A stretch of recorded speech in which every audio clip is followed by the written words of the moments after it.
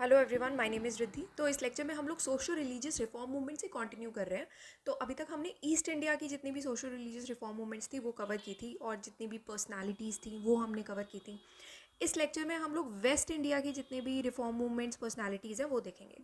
तो सबसे पहला है परमहंस सभा मंडली। 1849 का ये टाइम होता है। तो ये पहली ऐसी सोशल रिलीजियस ऑर्गेनाइजेशन थी महाराष्ट्र की जो कि 1849 में ये फाउंड की गई थी। और यहाँ पर मेजरली अभी जितनी भी ये मूवमेंट चलेंगी इनमें ना एक चीज़ के बारे में बात हुई है। जितने भी जैसे विमेन को लेकर रिफॉर्म्स हुए थे, एजुकेशन को लेकर रिफॉर्म्स हुए थे, तो बेसिकली इंडियन कस्टम्स में या इंडिया के जो रीति रिवाज थे उनमें जो भी कमियां थी वो यहाँ पर वेस्टर्न के जो भी वैल्यूज़ थे उनको थोड़ा सा लेकर के आके और इंडिया को थोड़ा सा मॉडर्नाइज करने के बारे में बात हुई थी। तो वहाँ पर ऐसे कस्टम्स में, ऐसे रिचुअल्स में जो कि बहुत ही ज़्यादा आउटडेटेड हो गए थे या बहुत ही ज़्यादा कॉन्जर्वेटिव थे या फिर जिनको रिफॉर्म की नीड थी, उन्हीं सब चीज़ों को आगे लेके और इन लोगों ने रिफॉर्म करना स्टार्ट किया था। तो ये भी परमहंस सभा भी एक ऐसी ही सोशल रिलीजियस ऑर्गेनाइजेशन थी महाराष्ट्र की। और ये मानव धर्म सभा थे से काफ़ी क्लोजली रिलेटेड थी, जो कि मानव धर्म सभा 1844 में सूरत में फाउंड की गई थी। इसके बारे में भी हम आगे पढ़ेंगे। तो ये जो परमहंस सभा थी ये दुर्गाराम मेहता जी और दादोबा पांडुरंग इन्होंने स्टार्ट की थी। दादोबा पांडुरंग ने अपनी जो लीडरशिप है वो मानव धर्म सभा को छोड़ने के बाद ही उन्होंने स्टार्ट की थी। तो इन्होंने क्या किया था, इनके कुछ प्रिंसिपल्स थे दादोबा पांडुरंग के। तो उन्होंने अपने प्रिंसिपल्स आउटलाइन किए थे अलग अलग जगह। जैसे उन्होंने मानव धर्म सभा के लिए 1848 में धर्म विवेचन में, और परमहंसिक मंडली के लिए परमहंस ब्रह्म धर्म में इन्होंने अपने प्रिंसिपल्स को आउटलाइन किया था। तो इन्होंने अपने प्रिंसिपल्स यहाँ पर इन दोनों जगह पर दिए थे, इन दोनों के लिए ही, परमहंस मंडली के लिए और साथ में मानव धर्म सभा के लिए। तो ये एक basically secret social religious group था बॉम्बे का। सीक्रेट क्यों था? क्योंकि देखो ऐसी कुछ चीज़ें थी जो रिफॉर्म्स, कभी भी एक कोई भी पर्सन एक रिफॉर्म लेके आता है किसी भी चीज़ में जो कि बहुत सालों से चली आ रही है, तो उसमें अगर आप कुछ हट के बात करते हो या कुछ रिफॉर्म की बात करते हो ना, तो सबसे पहले तो, और स्पेशली आप रिलीजन में और सोशल आपके कस्टम्स में रिफॉर्म की बात कर देते हो, तो आपको लोगों का गुस्सा झेलना पड़ सकता है। लोग कैसे लेंगे इस चीज़ को, स्पेशली कॉन्जर्वेटिव लोग इसको किस तरीके से लेंगे, एक्सेप्ट करेंगे नहीं करेंगे। तो लोगों का गुस्सा तो आपको स्टार्टिंग में देखना पड़ता ही है। लोग आपको हटा देते हैं उस चीज़ से कि रिफॉर्म लेके आ रहे हो अगर आप, तो ठीक है, क्योंकि एक चीज़ में वो सेट हो जाता है, सारी चीज़ें वो कस्टम सेट हो गए हैं। कुछ लोगों को उससे फ़ायदा भी हो रहा होता है, उस कस्टम से कुछ सेक्शन ऑफ सोसाइटी को फ़ायदा हो रहा है। फॉर एग्जांपल, अगर बहुत ही ज़्यादा इलेबोरेट रिचुअल्स चल रहे हैं, कस्टम्स चल रहे हैं, तो उससे प्रीस्ट्स को सबसे ज़्यादा फ़ायदा हो रहा था। तो ऑब्वियसली प्रीस्ट्स तो इस तरीके के रिफॉर्म से अगेंस्ट ही रहेंगे, है ना। क्यों? क्योंकि उनका तो लॉस हो जाएगा ना अगर कोई किसी भी ऐसी चीज़ में रिफॉर्म आ गया तो यहाँ पर यही सेम लाइंस पर ये सीक्रेट रही थी ये सोशल रिलीजियस ग्रुप बॉम्बे में। और इन्होंने राम बालाकृष्णा जयकर और इन सभी के लिबरल आइडियाज़ को स्प्रेड किया था। सीक्रेट इसीलिए थी, यहाँ पर वही चीज़ मेंशन की हुई है ताकि पावरफुल और कंजर्वेटिव एलिमेंट्स जो हैं उनका गुस्सा इनको ना झेलना पड़े। तो ये कास्ट सिस्टम के बिल्कुल अगेंस्ट थी। इनफैक्ट यहाँ पर लोअर कास्ट लोग ही इनके लिए खाना बनाते थे। एक ही भगवान को, वन गॉड में बिलीव करते थे। बहुत सारे सोशल रिफॉर्म्स ये लेके आए थे, जैसे कि एंटी कास्ट सिस्टम में फिर लिबरल आइडियाज़ इन्होंने स्प्रेड किए थे। विमेन की एजुकेशन को एडवोकेट किया था, आगे प्रमोट किया था। विडो रीमैरिज के लिए काम किया था इन्होंने। फ्रीडम ऑफ थॉट, रैशनैलिटी, इन सब लाइंस पर इन्होंने काफ़ी काम किया था। ये प्रार्थना समाज से पहले का टाइम होता है। प्रार्थना समाज से पहले आती है ये पर्टिकुलर मूवमेंट मुंबई में। तो अब बात करेंगे प्रार्थना समाज की। ये इंपॉर्टेंट है टॉपिक। 1867 का ये टाइम होता है। प्रार्थना समाज, इसको हम प्रेयर सोसाइटी भी कहते हैं, एक ऐसी मूवमेंट होती है रिलीजियस और सोशल रिफॉर्म की जो कि जितनी भी पुरानी रिफॉर्म मूवमेंट चली थी उन पर ही ये बेस्ड होती है ऑल इन ऑल। तो बॉम्बे में स्टार्ट हुई थी और परमहंस सभा का प्रीकर्सर, इसकी पहली जो सभा थी वो परमहंस सभा इससे पहले ही आई थी। वही सेम चीज़ जो अभी मैंने बताया प्रीकर्सर थी ये प्रार्थना समाज की, वही सेम है। तो ये आत्माराम आत्माराम पांडुरंग ने 1867 में फाउंड की थी। केशव चंद्र सेन भी इनके साथ थे इसमें। तो केशव चंद्र सेन बहुत ही इंपॉर्टेंट पर्सनालिटी हो जाते हैं, क्योंकि हम काफ़ी टाइम से ईस्ट इंडिया की मूवमेंट्स में भी हमने उनके बारे में पढ़ा था। अभी वेस्ट इंडिया की मूवमेंट चल रही है, उसमें भी हम केशव चंद्र सेन के बारे में पढ़ रहे हैं। तो इनके बारे में आप अच्छे से पढ़ के जाइएगा। तो यहाँ पर भी ये समाज भी एक भगवान में बिलीव करता था कि एक ही भगवान है, वन गॉड है, मोनोथीज्म से अटैच था, ये भक्ति कल्ट महाराष्ट्र इन सब चीज़ों से अटैच था, इन्हीं सब चीज़ों की बात की है। तो मेन रिफॉर्मर्स जो थे इंटेलेक्चुअल्स थे जिन्होंने सोशल सिस्टम ऑफ हिंदूज़ के बेसिस पर ये रिफॉर्म्स लाए थे, ठीक है। और साथ ही साथ ये महादेव गोविंद रानाडे जिनका ये टाइम होता है आप देख सकते हो, इन्होंने 1870 में स्टार्ट ज्वाइन किया था ये प्रार्थना समाज। उसके बाद ही ये जो प्रार्थना समाज है ये ऑर्गेनाइजेशन फेमस हो गई थी, पॉपुलर हो गई थी। क्यों? क्योंकि महादेव गोविंद रानाडे ने एक चीज़ बोली थी कि अगर आप कभी भी रिफॉर्म लेकर आते हो ना, तो रिफॉर्म आप एक ही सेक्शन ऑफ सोसाइटी के लिए नहीं लेके आते। रिफॉर्म का मतलब ये होता है कि आप मैक्सिमम लोगों को कवर कर रहे हो, देख रहे हो जहाँ जहाँ भी रिफॉर्म की नीड है वहाँ वहाँ आपको रिफॉर्म लाने की नीड पड़ेगी। तो जहाँ जहाँ आपको लगता है कि प्रॉब्लम है वहाँ वहाँ आप रिफॉर्म लेके आओ। वो इनका मेन एम था, जिसके बाद से ये मूवमेंट, ये ऑर्गेनाइजेशन और ज़्यादा पॉपुलर हो गई थी और ये मूवमेंट एक ऑल इंडिया कैरेक्टर में ढल गई थी। तो इस मूवमेंट का जो सक्सेस है उसमें आरजी भंडारकर का भी काफ़ी रोल रहा है, जो कि एक संस्कृत स्कॉलर थे। तो रानाडे ने यही एम्फेसाइज किया था कि रिफॉर्मर जो है उसे एक होल मैन की तरह डील करना पड़ेगा, not to carry out reform on one side only. एक तरफा रिफॉर्म का क्या फ़ायदा होगा? आप वो सारी चीज़ें देखो ना, जहाँ जहाँ रिफॉर्म की नीड है वहाँ वहाँ रिफॉर्म करो। तो ये तेलुगु रिफॉर्मर थे उन साउथ के, तो वहाँ पर स्प्रेड हुआ, जिनका नाम था कांदुकुरी वीरसलिंगम। फिर बहुत सारे सोशल रिफॉर्म्स में इन्होंने अगेन काम किया, वही सेम चीज़ जहाँ पर इससे पहले ऑर्गेनाइजेशन में काम हो रहा था वहीं पर प्रार्थना समाज में भी काम हो रहा है। वही anti caste system, women education, window remarriage. फिर साथ ही साथ मेल और फीमेल की मैरिज की जो एज है उसको भी थोड़ा सा बढ़ा दिया गया था, तो यहाँ पर उस चीज़ पर भी काम किया गया था। अब पढ़ते हैं थोड़ा सा महादेव गोविंद रानडे के बारे में। इनका टाइम होता है 1842 से लेकर 1901 का। इनको महाराष्ट्र का सोक्रेट्स भी कहा जाता था। इनको इनफैक्ट राव बहादुर का टाइटल भी दिया गया था। एक इंडियन स्कॉलर, सोशल रिफॉर्मर, जज, ऑथर थे जिनको हम जस्टिस रानाडे के नाम से भी जानते हैं। इंडियन नेशनल कांग्रेस के एक फाउंडिंग मेंबर थे ये। इनको बहुत सारे डेजिग्नेशन से बुलाया जाता था, बहुत सारे डेजिग्नेशन इनको मिले हैं, जैसे कि बॉम्बे लेजिस्लेटिव काउंसिल के मेंबर रहे हैं, finance committee at the centre के मेंबर रहे हैं, फिर बॉम्बे हाई कोर्ट के जज की तरह भी इन्होंने सर्व किया महाराष्ट्र। एंड देन इन्होंने पूना सार्वजनिक सभा, महाराष्ट्र ग्रंथोजक सभा एंड प्रार्थना समाज, इन सारे ऑर्गेनाइजेशन को सेटअप करने में, इस्टेब्लिश करने में इन्होंने हेल्प किया, ठीक है। अब इन्होंने एक डेली न्यूज़पेपर आता था, बॉम्बे एंग्लो मराठी न्यूज़पेपर, इन्होंने ये एडिट भी किया था, जो कि था इंदू प्रकाश।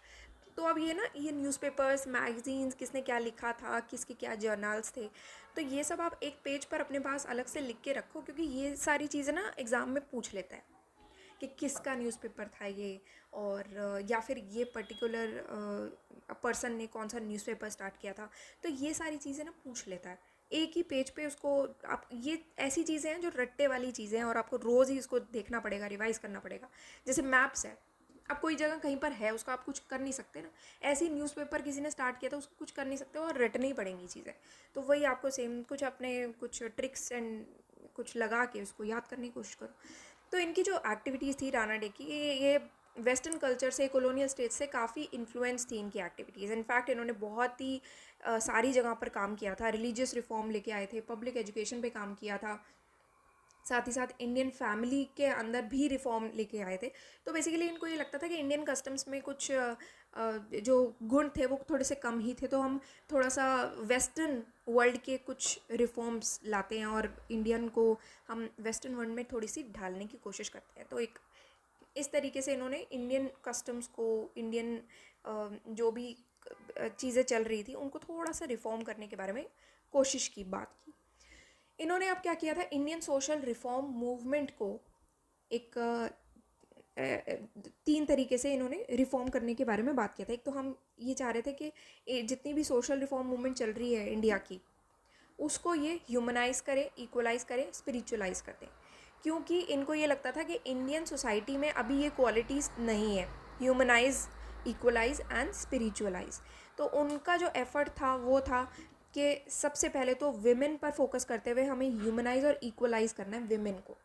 तो 1885 में रानाडे ने अपनी वाइफ, इनकी वाइफ का नाम था रामाबाई रानाडे, तो इनके साथ रामाबाई रानाडे की भी काफ़ी कॉन्ट्रीब्यूशंस रहे हैं जो कि हम आगे अभी पढ़ेंगे। तो रानाडे ने अपनी वाइफ के साथ और वमन आबाजी मोदक और हिस्टोरियन थे डॉक्टर आर जी भंडारकर, इनके साथ महाराष्ट्र का एक गर्ल्स एजुकेशन सोसाइटी स्टार्ट की थी और ये सबसे पुराना गर्ल्स हाई स्कूल है महाराष्ट्र का। तो ढोंडो केशव कर्वे और इनके साथ मिलके रानाडी ने एक विडो रीमैरिज मूवमेंट और विडोज़ होम एसोसिएशन ये भी फाउंड किया था। अब बात करते हैं रानाडे की वाइफ जो है रमाबाई रानाडे, इनके बारे में बात करते हैं। सेवा सदन जो है वो रमाबाई रानाडे की गाइडेंस में ही फाउंड किया गया था। इनफैक्ट इन्होंने हिंदू लेडी सोसाइटी क्लब और पूना सेवा सदन भी फाउंड किया था। सेवा सदन के बारे में आप थोड़ा सा देख लेते हैं जिसको फाउंड करने में रमाबाई रानाडे ने हेल्प किया था। तो सेवा सदन क्या है, तो एक पारसी हैं बहराम जी मालावरी और दीवान दयाराम गिड़ूमल, इन्होंने सेवा सदन सोसाइटी स्टार्ट की थी 1908 में मुंबई में। सेवा का मतलब होता है सर्विसेज। तो इन्होंने क्या किया था, बेसिकली जितनी भी विमेन थी जो कि उत्पीड़न का शिकार थी या फिर जो भी ऐसी ओप्रेस्ड थी सारी कम्युनिटीज़ में, जिन विमेन को या जिन औरतों को प्रोटेक्शन की, केयर की, एक घर की ज़रूरत थी, उनको अपने पास एक रिफ्यूज दे दिया था। ठीक है, उनको रहने के लिए एक जगह दे दी कि आपको यहाँ पर घर मिल सकता है। तो ये जो है रमाबाई रानाडे की गाइडेंस में ही ये सारी चीज़ें होनी स्टार्ट हो गई थी। फिर सोशल रिफॉर्म्स पे अगेन बहुत सारे सोशल रिफॉर्म्स पे काम किया गया। मेनली यहाँ पर विमेन के ऊपर काम करना ज़्यादा स्टार्ट किया था इन्होंने। जैसे कि कास्ट सिस्टम के अगेंस्ट तो किया ही था, चाइल्ड मैरिज के लिए किया था इन्होंने काम, विडो रीमैरिज के लिए काम किया था हिंदूज। तो यहाँ पर चाइल्ड मैरिज ना हो और विडो रीमैरिज या फिर एक मैरिज का भी एक एज बढ़ाना, कास्ट सिस्टम की अगेंस्ट, ये सारे सोशल रिफॉर्म्स पे इन्होंने काम करना स्टार्ट किया था। बहराम जी के एफर्ट से एज ऑफ कंसेंट एक्ट भी आई थी, जिसमें फीमेल के लिए जो एज ऑफ कंसेंट है उसको बढ़ाने की बात की गई थी। इनफैक्ट ये इंडियन स्पेक्टेटर के एडिटर भी रहे हैं, जो कि पहला इंग्लिश न्यूज़पेपर था मद्रास से।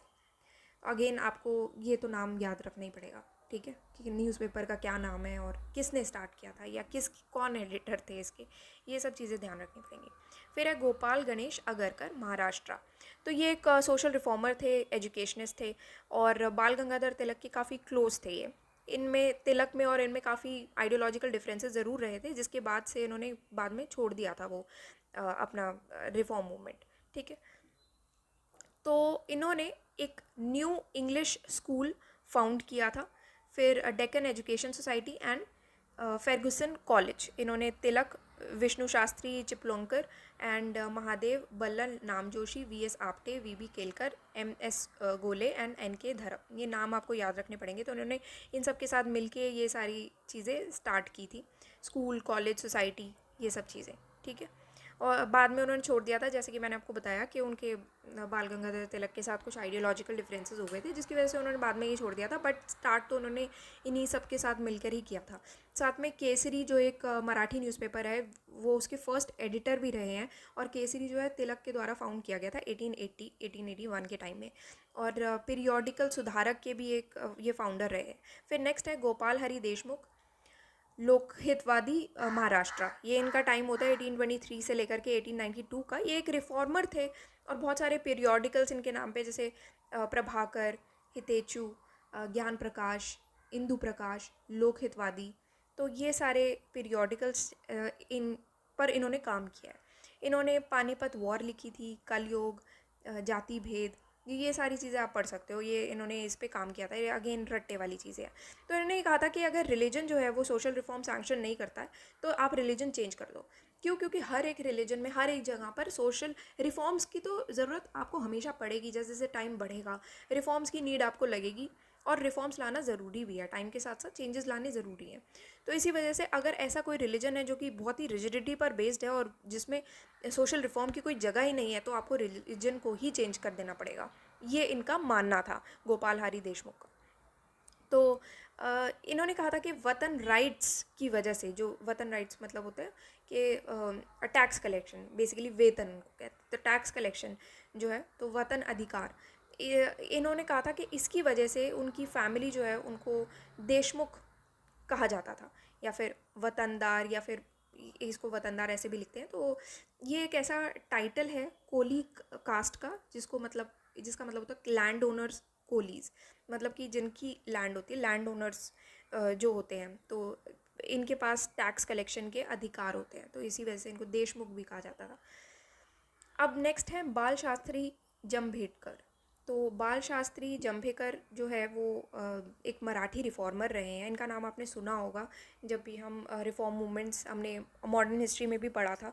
तो बाल गंगाधर शास्त्री जाम्भेकर जो है ये मराठी रिफॉर्मर होते हैं। ये फादर ऑफ मराठी जर्नलिज्म भी इनको कहा जाता है, और ब्राह्मण फैमिली में पैदा हुए थे, जबकि इन्होंने ब्राह्मिकल ऑर्थोडॉक्सी पर को अटैक भी किया था कि मतलब कि बहुत ज़्यादा ऑर्थोडॉक्स है ये ब्राह्मण का सिस्टम, जो कास्ट सिस्टम बेसिकली चलता आ रहा था। तो इन्होंने पहला न्यूज़पेपर था जो कि मराठी लैंग्वेज में आया था, दर्पण 1832 में, तो उसमें काफ़ी इंपॉर्टेंट रोल प्ले किया था। इन्होंने विडो रीमैरिज पर काम किया था, काफ़ी साइंटिफिक अप्रोच को फॉलो करते थे ये। और इनफैक्ट जो पहला इशू आया था दर्पण जो न्यूज़पेपर है उसका, वो 6 जनवरी को पब्लिश हुआ था, और जर्नलिस्ट डे उस टाइम पर सेलिब्रेट करते हैं महाराष्ट्र में। 1840 में उन्होंने पहली मराठी मंथली रिलीज़ की थी, पब्लिश की थी, दिग्दर्शन जिसको कहते हैं, जिसमें बहुत सारे सब्जेक्ट्स पर आर्टिकल्स आए थे, जैसे फिजिक्स है, केमिस्ट्री, ज्योग्राफी, हिस्ट्री। तो बेसिकली एक साइंटिफिक अप्रोच ये फॉलो करते थे उस टाइम के हिसाब से। आप सोचो कितना बड़ी बात होती थी। तो पहले ऐसे इंडियन थे जिन्होंने एक एशियाटिक सोसाइटी के जर्नल में बहुत सारे रिसर्च पेपर्स पब्लिश किए थे, और फिर पहले ऐसे पर्सन थे जिन्होंने ज्ञानेश्वरी 1845 में प्रिंट किया था। एंड देन इनको फर्स्ट एवर प्रिंटेड वर्जन भी इसको कहा जाता है। ठीक है, तो ये एक ऐसे फर्स्ट पर्सन्स में आते हैं जो कि जिन्होंने पहली बार कोई चीज़ स्टार्ट की है या रिफॉर्म्स लाने शुरू किए थे। तो ऐसी बहुत सारी चीज़ें हुई थी इनके अंडर जो कि आप देख सकते हो, specially based on newspapers, magazines, research papers, and कुछ ऐसे प्रिंट किए जाने वाली कुछ चीज़ें। तो ये इन्हीं सब चीज़ों पे इन्होंने काम किया था। फिर उन्होंने पब्लिक लाइब्रेरीज़ का इम्पोर्टेंस भी समझा। ठीक है, जब भी आप इनका नाम सुनोगे बाल गंगाधर शास्त्री जाम्बेकर, तो इनको आप थोड़ा सा ऐसे रिलेट कर लेना कि इन्होंने पढ़ाई लिखाई के कामों में या फिर न्यूज़पेपर या पेपर से रिलेटेड कोई कामों में काफ़ी काम किया। तो जर्नलिज्म में आप देखो तो यहाँ पर आप देखो साइंटिफिक अप्रोच फॉलो की थी इन्होंने, दर्पण जो कि मराठी न्यूज़पेपर है। फिर उसके बाद एक फ़र्स्ट इशू आया था, इसमें जर्नलिस्ट डे सेलिब्रेट किया गया, मंथली मैगज़ीन आ रही है यहाँ पर। फिर इनके एक रिसर्च पेपर भी आ गया, पब्लिक लाइब्रेरीज़ पे उन्होंने काम किया था। तो उन्होंने Bombay native general library start की थी, और नेटिव इम्प्रूवमेंट सोसाइटी भी स्टार्ट की थी, जो कि एक ऑफशूट था। इसका ऑफशूट था students literary and scientific society. बहुत सारे ऐसे इंटेलेक्चुअल्स थे जिन्होंने इन्हीं सब इंस्टीट्यूशंस के थ्रू अपना इंस्पायर हुए थे, ये जैसे दादा भाई नावरोजी एंड भाव दाजी लाड, इन्होंने ये सारे इन्हीं सब इंस्टीट्यूशन से इंस्पायर होकर आगे आए थे। फिर नेक्स्ट है नारायण मल्हार जोशी। तो ये एक ट्रेड यूनियन लीडर होते हैं, और गोपाल कृष्ण गोखले को फॉलो किया होता है इन्होंने। तो इन्होंने all India trade union Congress start की थी 1920 में लाल लाजपत राय के साथ, और एक जनरल सेक्रेटरी भी रहे थे ये इस टाइम तक। तो 1931 का टाइम होता है जहाँ पर उन्होंने all India trade union Congress को छोड़ दिया था, और अपनी नई इन्होंने all India trade union federation start की थी। 1911 में उन्होंने सोशल सर्विस लीग स्टार्ट की थी बॉम्बे की। और क्या इनका एम था कि सबसे पहले तो एक लाइफ और वर्क के लिए लोगों को बेटर कंडीशन मिलना चाहिए, एक रीज़नेबल कंडीशन मिलनी चाहिए। तो वो चीज़ पे काम किया था। फिर बहुत सारे schools, libraries, reading rooms, cooperative societies उन्होंने बनाई थी। लीगल एड्स एडवाइस देना पुअर को, इलिटरेट को, ये सब चीज़ों पे उन्होंने काम किया था। फिर बॉम्बे टेक्सटाइल लेबर यूनियन के प्रेसिडेंट भी रहे थे। 1922 में एन.एम. जोशी ने एक सहकारी मनोरंजन मंडल स्टार्ट किया था, जिसमें ये लोग थिएटर आर्टिस्ट को कुछ ट्रेनिंग प्रोग्राम्स प्रोवाइड करते थे, कंडक्ट करते थे इनके लिए। तो बाद में इन्होंने एक संगीत नाटक प्ले को लिखा भी था और डायरेक्ट भी किया था मिल वर्कर्स के द्वारा। ये पूरा ये संगीत नाटक वगैरह प्रोग्राम चलता था, तो इसको इन्होंने बहुत ही सक्सेसफुली रन भी किया था। फिर नेक्स्ट है महात्मा ज्योतिबा फूले महाराष्ट्र। तो ज्योतिबा गोविंदराव फूले एक थिंकर थी, anti cast social reformer writer थे। इन्होंने अनटचेबिलिटी कास्ट सिस्टम को हटाने पर काफ़ी काम किया था, विमेन को एजुकेट करने के लिए काम किया था। तो और साथ ही साथ जितने भी कास्ट इश्यूज चल रहे थे, ओप्रेस थे जो लोग कास्ट सिस्टम से, उन सब लोगों के लिए इन्होंने काम किया था। तो ये वो रिफॉर्मर रहे थे जिन्होंने विमेन के लिए अनटचेबिलिटी, कास्ट सिस्टम, कास्ट के ऐसे जो लोअर कास्ट लोग हैं या ऐसे कोई भी कास्ट के लोग जो कि ओप्रेस थे, उन सब के लिए इन्होंने काम किया था। थॉमस पेन की एक बुक आई थी राइट्स ऑफ मैन, उनसे काफ़ी इंस्पायर्ड थे, और इन्होंने सोशल जस्टिस का एक काफ़ी अच्छा सेंस डेवलप किया था उसी पर्टिकुलर बुक से। तो उन्होंने अपनी वाइफ के साथ, इनकी वाइफ का नाम था सावित्री बाई फूले, तो दोनों ही बहुत बहुत ही ज़्यादा फेमस रहे हैं, आपने नाम सुना होगा इनका, इनके बारे में पढ़ा भी होगा मॉडर्न हिस्ट्री के, अगर आपने लेक्चर्स देखे होंगे। देखो ये लेक्चर्स का मतलब सिर्फ इतना है कि हम लोग तो सर रिविजन की सेंस में इसको पढ़ रहे हैं। ये वो टॉपिक्स हैं 70 इंपॉर्टेंट टॉपिक जो कि प्री के लिए इंपॉर्टेंट है। हर साल कोई भी आप पेपर उठा के देखो तो हर साल आपको कुछ ना कुछ टॉपिक्स इसमें से मिलेंगे ज़रूर एग्ज़ाम में। तो कोई भी आप साल का पेपर उठा के देख लो, इन टॉपिक्स में से आपको क्वेश्चंस आएंगे ही। तो पिछले 40 सालों से आ रहे हैं, तो ये एवरग्रीन टॉपिक्स हैं, यूपीएससी की फेवरेट टॉपिक्स हैं, इसी वजह से ये टॉपिक्स हम लोग पढ़ रहे हैं। ऑल्सो ये कोर्स का नाम है 2020-50 सीरीज़, तो ये लेक्चर उसी कोर्स का पार्ट है। अगर आपको चाहिए तो वेबसाइट पर विजिट करके आप देख सकते हैं। तो उन्होंने अपनी वाइफ के साथ, जो कि जिनका नाम था सावित्री बाई फूले, उन्होंने विमेन एजुकेशन पर दोनों ने काफ़ी काम किया था। और अपनी वाइफ के साथ मिल करके उनकी हेल्प से उन्होंने पूना में एक गर्ल्स स्कूल भी स्टार्ट किया था, तात्या साहेब भिड़े रेजिडेंस में, और जिसको हम भिड़ेवाड़ा भी कहते हैं। तो ये माली कास्ट से आते थे और उन्होंने राजा बाली का एक सिंबल यूज़ किया था जो कि ब्राह्मण सिंबल ऑफ राम से अपोस्ट था बेसिकली। तो महाबली जो थे वो बेसिकली एक दैत्य किंग था जो कि हिंदुज़म में आते हैं, और ये प्रहलाद का ग्रैंडसन भी होता था। तो यहाँ पर क्या था कि वो अर्थ में बैनिश हो गया था, पाताल में चला गया था, जो वामन अवतार है विष्णु के, उसके द्वारा। तो उसी पर ही उन्होंने अपना सिंबल रख लिया था जो कि ब्राह्मण का सिंबल राम थे, तो उससे थोड़ा सा ऑपोजिशन ही खा रहा है ना ऑब्वियसली। फिर फूले ने विष्णु के अवतार को एक सिंबल ऑफ ऑपरेशन मानते थे, ये कि ये आर्यन कॉन्केस्ट से आता है, और महाबली बाली राजा जो है वो उसको हीरो मानते थे, ठीक है। तो ये इनके कुछ व्यूज़ थे। और उसके बाद वो वेदास को ये कंसिडर करते थे कि फॉल्स कॉन्शियसनेस पर बेस्ड है। उनके काफ़ी सारे कामों के बारे में यहाँ पर आप पढ़ सकते हो, क्या क्या काम किए थे उनके, अलग अलग वर्क्स हैं, जैसे सार्वजनिक सत्य धर्म और गुलामगिरी। तो ये सारी चीज़ें थी। गुलामगिरी तो आपको पता होगा, आपने पढ़ा होगा इसके बारे में। बाकी सार्वजनिक सत्य धर्म के बारे में भी आप पढ़ सकते हो। देन उन्होंने विडोज़ के लिए एक होम भी ओपन किया था 1854 में, तो विडोज़ के लिए काम किया था। इनिशियली फूले को आर्य समाज, प्रार्थना समाज, पूना सार्वजनिक समाज, ये सारी चीज़ें बहुत अट्रैक्ट की थी, ये सारी सोसाइटीज़, ऑर्गेनाइजेशंस। बट यहाँ पर ये चाहते थे कि लोअर कास्ट के लिए और ज़्यादा काम किया जाए, बट इन ऑर्गेनाइजेशन ने काम इतना नहीं किया था, इनको ऐसा लगता था, ठीक है। फिर यहाँ पर क्या है कि फूले जो है वो सत्यशोधक समाज भी इस्टेब्लिश करना चाहते थे। तो यही सब जो मिसट्रस्ट आया था कि लोअर कास्ट के लिए इतना काम नहीं हुआ, इसी की वजह से उन्होंने ये स्टेप उठाया था कि सत्यशोधक समाज हमें इस्टेब्लिश करना पड़ेगा। तो सत्यशोधक समाज के बारे में ही पढ़ लेते हैं। तो एक सोशल रिफॉर्म सोसाइटी थी जो कि ज्योतिबा फूले के द्वारा स्टार्ट की गई थी। उनकी वाइफ ने भी उनका काफ़ी साथ दिया था। विमेन सेक्शन जो था सोसाइटी का, उसको ये हेड करती थी। और एजुकेशन के लिए, सोशल राइट्स, पॉलिटिकल एक्सेस के लिए, कि ताकि under privilege groups, women, peasant, Dalits, जितने भी लोग हैं, इनको अपने अधिकार मिले, इनके लिए काम किया गया था। फिर साथ ही साथ लोअर कास्ट के लोगों के लिए भी इक्वल राइट के लिए काम किया गया था। फिर जितने भी रिलीजन है, कास्ट हैं, वो सारे इस एसोसिएशन का पार्ट बन गए थे। फिर जो ये सत्यशोधक समाज था, इनके कुछ क्रिटिक्स थे। तो ये सबसे पहले तो ब्राह्मणिकल ट्रेडिशन को इतना नहीं मानते थे। जो भी ब्राह्मणिकल ट्रेडिशन चल रहा था महाराष्ट्र में, उसके क्रिटिक्स ने ये एक उसके बेसिस पर peasant base mass movement start की गई थी अगेंस्ट शेखजी भाजी class of intelligentsia and money lender landlord, ठीक है। तो कुछ लोग थे जिन्होंने ये सत्यशोधक समाज स्टार्ट किया था। जो लोग इस समाज को नहीं मानते थे, इस चीज़ के, ये जो कर रहा था ब्राह्मणिकल ट्रेडिशन से भी अपोज था, तो ये जो लोग इसको सपोर्ट नहीं कर रहे थे, इन्होंने अपना एक अलग बेसिस फॉर्म कर लिया था, पेजेंट बेस मास मूवमेंट, ये इस चीज़ के लिए। तो ये समाज जो था वो 1930s के टाइम पर डिस्बैंड कर दिया गया था, क्योंकि इनके लीडर्स ने Indian national Congress party join कर ली थी। फिर नेक्स्ट हम बात करते हैं servants of Indian society Pune. ये गोपाल कृष्ण गोखले के द्वारा स्टार्ट की गई थी। कुछ इंपॉर्टेंट मेंबर्स इसमें रहे हैं, वो आप यहाँ से पढ़ सकते हैं, जैसे सुरेंद्र नाथ बैनर्जी, अनंत पटवर्धन, देन नदेश अप्पाजी द्रविड़ एंड गोपाल कृष्ण द्योधर। तो गोपाल कृष्ण गोखले की डेथ के बाद, जो कि 1950 में हुई थी, तो श्रीनिवास शास्त्री जो है इसके प्रेसिडेंट बन गए थे। इसका एम सिर्फ यही था कि इंडिया की सर्विस के लिए एक सेल्फलेस वर्कर की एक पूरी एसोसिएशन बनाई जाए, नेशनल मिशनरीज़ को ट्रेन किया जाए, जो कि पॉलिटिकल एक्टिविटीज़ से दूर रहे हैं। बेसिकली पॉलिटिकल एम ना हो इनका, पॉलिटिकल मीन से थोड़ा सा दूरी बनाए रखें। तो मॉडरेट्स की स्ट्रैटेजी को इन्होंने फॉलो किया था कि कॉन्स्टिट्यूशनल मीन से हम थोड़ा सा चेंज लेके आएंगे।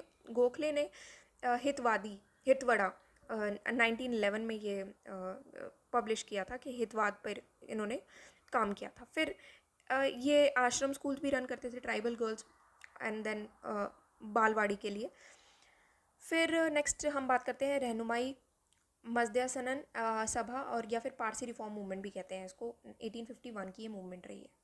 सो ये लास्ट टॉपिक है आज का। तो ये जो रहनुमाई मजदया स्थान सभा थी, तो यहाँ पर क्या होता था कि आप नाम से ही थोड़ा सा देख सकते हो कि ये पारसीज के ही रिफॉर्म के बारे में बात करेंगे। ऑब्वियसली बात है क्योंकि इसी टाइप के थे। तो जो भी रिफॉर्मिस्ट थे वो ये बात करते थे कि पारसीज की जो सोशल कंडीशन थी वो काफ़ी बुरी थी, तो उनको पारसीज की सोशल कंडीशन को थोड़ा सा रिफॉर्म करना, उसको रीजनरेट करना और ज़ोरास्ट्रियन रिलीजन जो है उसको पहले जैसे रिस्टोर कर देना, ये इनका मेन एम था। तो ये कुछ स्मॉल ग्रुप था एजुकेटेड पारसीज का, उन्होंने ये एसोसिएशन अपनी बनाई थी और उसी लाइंस पर इन्होंने काम करना स्टार्ट कर दिया था। तो ये मूवमेंट जो है नावरोजी Fardunji, Dadabhai Naoroji, KR Cama and SS Bengali, इन सब लोगों ने मिलकर ये मूवमेंट स्टार्ट की थी। इनका एक न्यूज़पेपर था राजगुफ्तार। तो ये आप देख सकते हो कि कहाँ से आया था राजगुफ्तार, तो ये था पारसी रिफॉर्म सोसाइटी से आया था ये, ठीक है। फिर जितनी भी पारसी विमेन थी उनकी जो कंडीशन थी उसको अपलिफ्ट करने पर इन्होंने काम किया था। जैसे पर्दा सिस्टम है, मैरिज की एज बढ़ानी, फिर एजुकेशन पर काम करना, तो ये सब चीज़ों पे काम किया था इन्होंने। बाद में इसका कॉन्सिक्वेंस ये निकल के आया था, इसका रिजल्ट ये निकला था कि पारसीज जो थे वो इंडियन सोसाइटी के सबसे वेस्टर्नाइज सेक्शन में से माने जाते थे। तो ये सबसे वेस्टर्नाइज सेक्शन में एमर्ज हो गए थे। तो ये यहाँ का पूरा पूरा आपका एम है। यहाँ पर हम लोग वेस्ट इंडिया की जितनी भी रिफॉर्म मूवमेंट्स है वो यहाँ पर हम ख़त्म कर चुके हैं। Just one more thing, this is our website synopsisis.com। तो यहीं पर आप जाओगे, फ्रंट पेज पर ही आपको यहाँ पर 2020 50-50 सीरीज़ मिल जाएगा। तो प्रीलिम्स के लिए जितने भी 70 इंपॉर्टेंट टॉपिक्स हैं, 70 इंपॉर्टेंट टॉपिक्स में ना वो सारे इंपॉर्टेंट चीज़ें कवर हो जाती हैं जो UPSC के फेवरेट टॉपिक्स हैं। UPSC हर साल इन टॉपिक्स में से पूछता ही है, तो आपको काफ़ी मार्क्स का एज मिल जाता है। 50% तो कट ऑफ ही चली जाएगी आपकी। 2019 में आप देखो 64 क्वेश्चन का एज मिला था। तो ये आपको, अगर आप परचेज़ कर रहे हो वेल एंड गुड, अगर आपके पास टाइम है आप खुद प्रिपेयर कर सकते हो। परचेज़ नहीं करना है तो ये टॉपिक लिस्ट है, इसको आप खुद से एक बार प्रिपेयर कर जाना, यहीं से कॉपी पेस्ट कर लेना टॉपिक लिस्ट तो, ठीक है। तो मॉडर्न हिस्ट्री अभी हम डिस्कस कर रहे हैं, एक एक करके सारे हम टॉपिक्स यहाँ पर डिस्कस कर लेंगे। तो बहुत इंपॉर्टेंट टॉपिक्स हैं। और 2020 50-50 सीरीज़ देखो उन लोगों के लिए है जो एक बार अपना स्टैटिक पार्ट कवर कर चुके हैं। आप ये सोचोगे कि हम लोग बुक्स छोड़ देते हैं, बुक्स नहीं पढ़ेंगे, सीधा हम लोग 2020 50-50 सीरीज़ करते हैं और MSGP करते हैं और क्लियर हो जाएगा एग्ज़ाम। MSGP एक ऐसा कोर्स है जिससे चांसेस काफ़ी ज़्यादा रहते हैं कि कवर करने के, क्योंकि पिछले 40 साल के जितने भी टॉपिक्स आए हैं सब तो पढ़ा दिए, तो सभी कवर हो गए हैं, तो उसमें कुछ रह नहीं जाता टेक्निकली, क्योंकि 40 साल एक बड़ा टाइम होता है। बट 2020 50-50 सीरीज़ का क्या है कि जब तक आप बेसिक स्टैंडर्ड बुक्स आपने नहीं पढ़ी, आपको समझ में भी नहीं आएगा कि क्या है। तो आपके लिए बुक्स पढ़ना ज़रूरी है। तो एक बार अगर आपने पूरी स्टैंडर्ड बुक्स कवर की है, मॉडर्न हिस्ट्री अगर आपने पढ़ी है, तब तो आपको ये समझ में भी आ रहा होगा कि रिविजन टाइप में चल रहा है। वो टॉपिक्स हम लोग फटाफट कवर कर रहे हैं जो कि ज़्यादा इंपॉर्टेंट है, जो एग्ज़ाम में पूछा ही जाएगा जिसमें से। तो वो चीज़ें आपको ध्यान रखनी पड़ेगी। स्टैंडर्ड बुक नहीं छोड़ सकते, शॉर्टकट नहीं लेना है हमें कोई भी, ठीक है। So that's all for today and thank you for watching the lecture.